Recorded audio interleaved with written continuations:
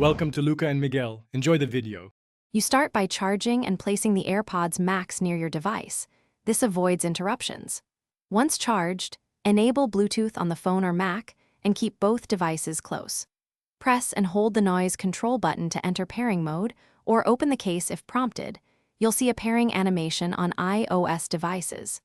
Make sure your device's OS is up to date because firmware updates fix connection issues and improve battery performance.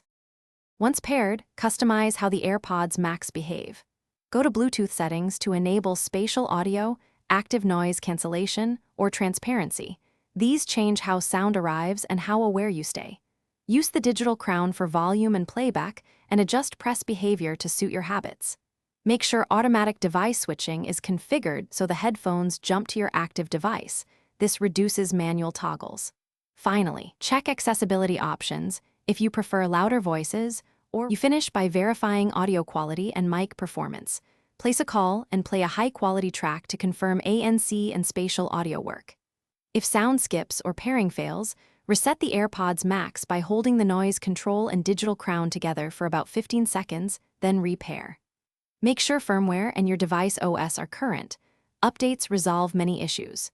If problems persist, try the factory reset and contact support, but test resets only after saving your settings.